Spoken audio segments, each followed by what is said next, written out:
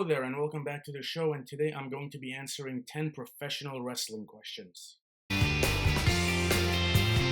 So, the first pro wrestling match that I had ever watched was Kane versus Shane McMahon in their Last Man Standing match from Unforgiven 2003. My cousin, he owned a DVD of Unforgiven, and we watched Kane versus Shane McMahon because that was his favorite match from the show. This was sometime around the mid to late 2000s, and that was my introduction to professional wrestling.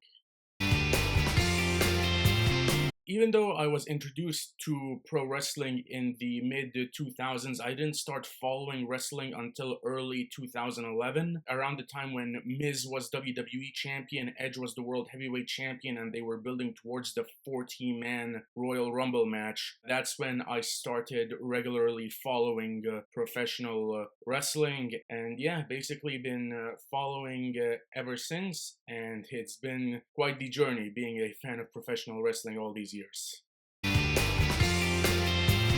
So my favorite current wrestler is Will Ospreay. In ring, I do believe that Will Ospreay is the best in-ring worker in the entire world right now. The things this man is capable of doing in the ring, his moveset, his intensity, it is unbelievable. His pay-per-view bouts are always outstanding, and that is why Will Ospreay is my favorite current wrestler.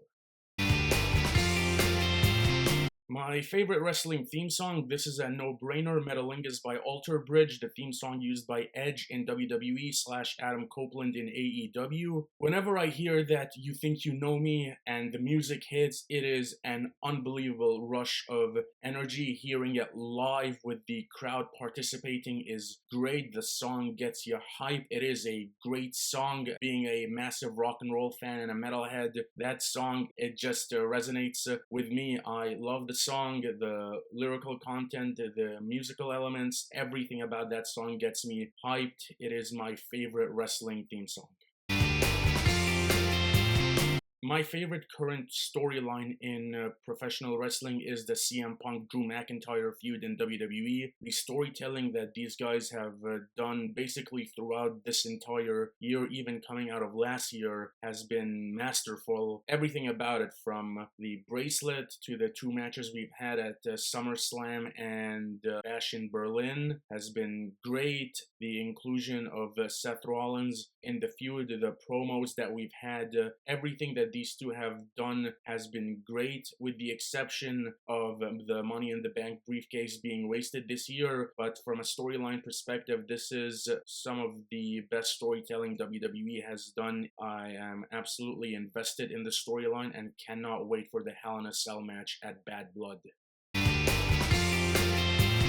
The worst moment is Jinder Mahal's WWE Championship reign. That was legitimately some of the worst television I have ever seen, not just in wrestling, but probably my entire life.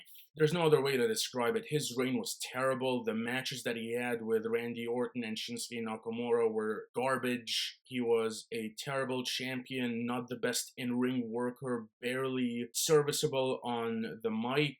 His reign was terrible. That was some of the worst time to be a professional wrestling fan. Jinder Mahal's WWE Championship reign, the worst thing to happen in modern professional wrestling. Some of the worst television that I have ever seen.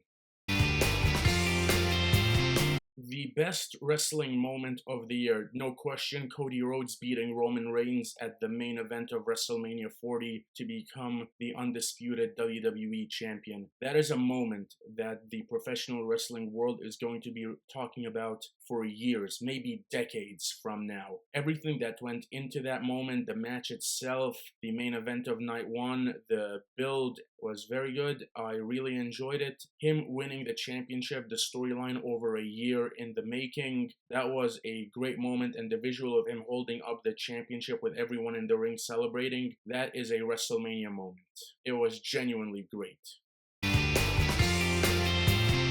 My favorite match from the NXT TakeOver era no question, DIY versus The Revival, 2 out of 3 falls match, NXT TakeOver Toronto. That match was one of the best matches I've ever seen. That match basically served as a reminder as to why I loved professional wrestling. One of the best matches I've ever seen. I loved the storyline between both teams, all 4 of the guys, Johnny Gargano, Tommaso Ciampa, Dax Harwood, and Cash Wheeler. All 4 of those guys delivered an excellent match. It's one of my favorite matches ever. Yeah, to me, that is the best of the NXT Black and Gold era. I love that match.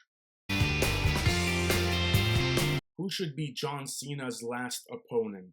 I've given this a bit of thought, and I do want to make a full video on how I would book John Cena's retirement tour in 2025. In terms of who his final opponent should be, in my opinion, either Randy Orton or Cody Rhodes. To me, it has to be one of these 2 guys as his final match in WWE. Randy Orton, simply based off of the story and the history that they both have, and Cody Rhodes because he is essentially the next face of WWE. And I feel like John Cena, him either ending his WWE career with one of his longtime rivals or passing the torch to the next face of WWE, both seem like very good options for a final opponent, in my opinion. My thoughts on CM Punk's AEW run. From an in-ring and on-screen presence, what we as fans saw on television, Punk to me definitely was a great element of AEW television. His matches were pretty good, his promos were excellent. Whenever Punk was on screen, he was must-see television. There is no question that the man was great for AEW television. However, after Brawl Out and Brawl In, letting him go was definitely what AEW had to do, in my opinion. And that is all for today. Thank you so much for watching. You can follow me on Instagram at Saeed_2000. Feel free to hit the like and subscribe button if you enjoyed this video, and I'll catch you on the next one. Till then, take care.